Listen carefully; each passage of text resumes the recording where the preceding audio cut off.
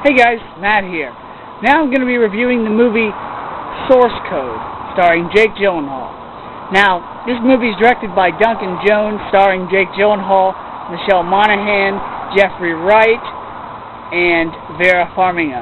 Now, when I first saw the trailer for this movie, I thought, okay, it's going to be an action movie where the military is going to use this soldier and put him in some sort of virtual reality kind of like Minority Report, where they're able to find out when crimes or instances or events are going to happen that they want to prevent. They're going to put this soldier in a simulation as an investigator type.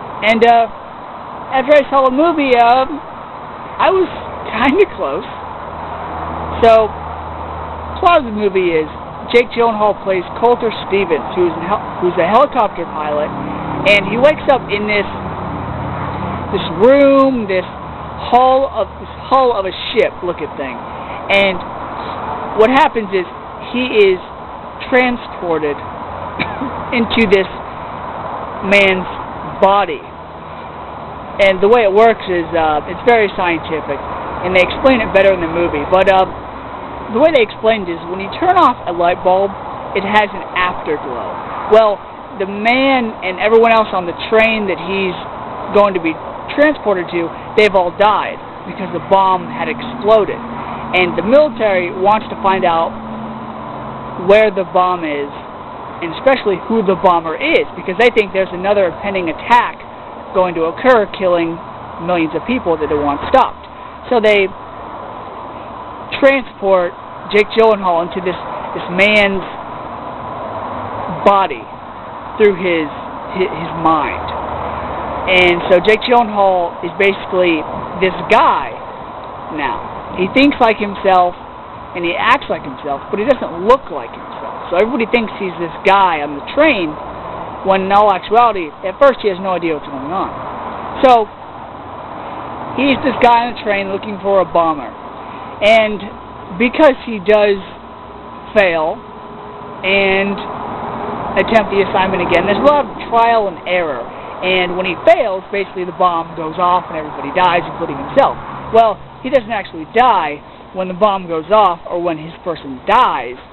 He basically wakes up like he had a bad dream in a cold sweat.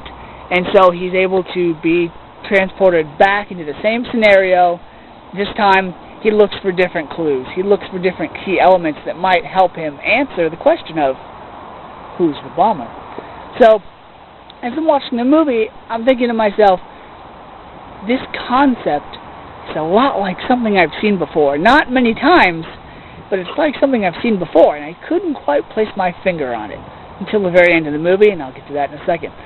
So, as far as the acting goes, Jake Gyllenhaal, really good in this role. It was really nice to see him in this action-packed movie that was not as bad as Prince of Persia, simply because, to me, Jake Gyllenhaal is not believable as a Persian, but much better than his normal, calm dramas like Brothers and Rendition and Donnie Darko. So, Jake Gyllenhaal did a good job. Michelle Monaghan, on the other hand, her role was minor. She's a good actress, but her role was really too small to really say it was good or bad. I mean, really, any lead actress or any woman that just looks attractive could have played that role. Jeffrey Wright's character is like the commander in charge, or the commanding officer of this facility that runs the source code procedure.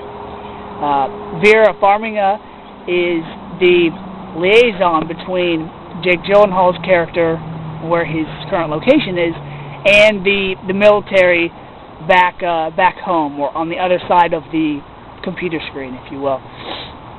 And so the rest of the cast, minor roles as other people on the train, they did good jobs. And it was a neat movie because it was a lot like the movie Vantage Point, where, yes, they did flashback and they did go back in time on quite a few occasions, but every time you went back, it was like watching a movie for the second, third, fourth time. You noticed different things every time. And so that's what Jake Gyllenhaal did. Every time he went back to that same moment, the last 8 minutes on the train, he noticed something different that helped him put the pieces together. Alright. Now back to what I was saying about how I couldn't put my finger on what this reminded me of.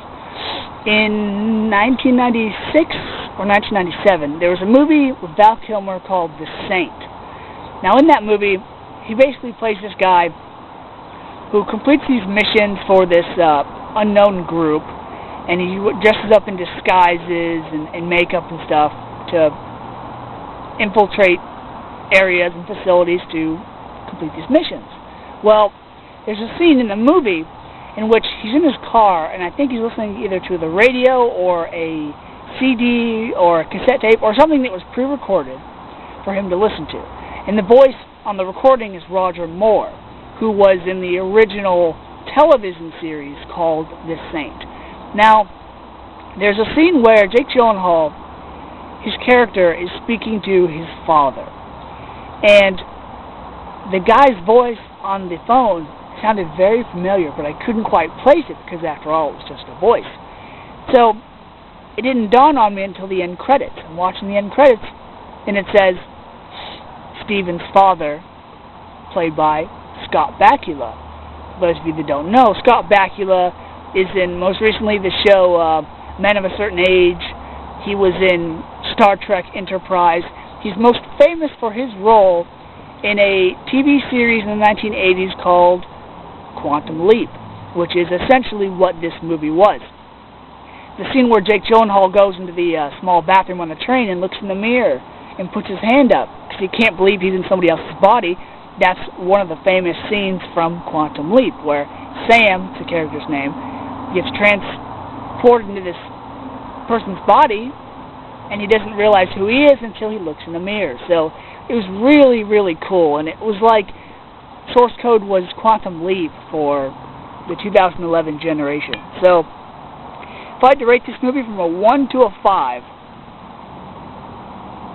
I'd give it a 3.5.